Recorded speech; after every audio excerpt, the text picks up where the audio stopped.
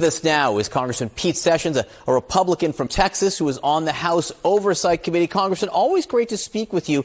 And the House Oversight Committee today, we understand, will meet with some victims of Jeffrey Epstein and Ghislaine Maxwell. What can you tell us about these meetings, and what do you hope to learn? Well, what we're hoping to learn is the information which they would give us. We believe that we have now a good bit of information that has come to us via the Department of Justice, and yet there has to be some way to look at that and then to ask further questions. The information that has come in is not bland, it just does not give a full context, and so it's that full context that the committee is looking for. Interesting. A good bit of information you're calling it because you've had a chance to go through some of it right now, but it doesn't give the full context. Congressman Massey and Ro Khanna, a bipartisan pairing right there, continue to push for this discharge petition, which would call on the Justice Department to release even more. I spoke to the House Speaker last week, who seemed to suggest he didn't think it was necessary. How do you feel about that?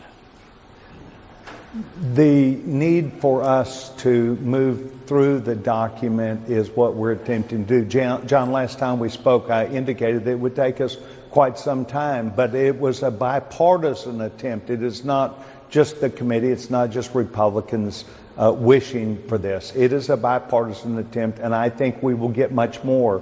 We will see things. I'm sure we will have some disagreements, but that information of this information, they will give both sides context about what we're trying to look at and see.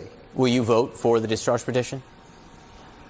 No, I will not vote for a discharge petition. The discharge petition is essentially when we're not working together, not when we are working together. And the need for getting the data and the information, all of it, is still apparent to all of us, or at least James Comer recognizes that. And so we're going to work through what we've got and work together on a bipartisan effort. So no need to go for a discharge petition. You've had a little bit of time to go through some of the information you've been given. Can you tell us just one new thing that you've learned?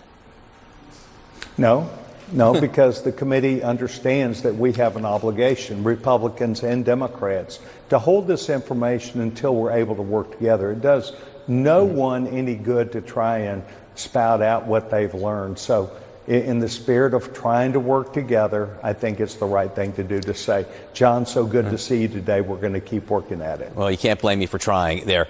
Congressman, we do understand that there's going to be an event later today at the White House about the Defense Department. We don't know exactly what it will be, but the president has talked out loud, mused about trying to change the name of the Department of Defense back to the Department of War, which was changed after World War II.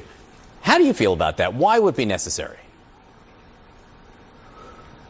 Well, the context that the president's seeing is military that needs to be prepared for defending this country, and that does mean war.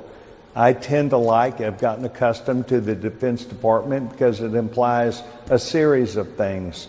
You know, every single War Department needs intelligence also, and War Department takes us, I think, to a more modern term. But I'm willing to listen if there's some belief that they have that they need to make this a part of who we recruit, what their job is. I have a nephew that is actively engaged in the Air Force as what's called a PJ, and I will tell you that they are very focused off strict guidelines, who they bring in, and the training involved. So I'm pleased that we've now taken the perspective we're preparing for war at any time. So I'm sorry, I missed what you said at the very beginning. Do you prefer Department of Defense or Department of War?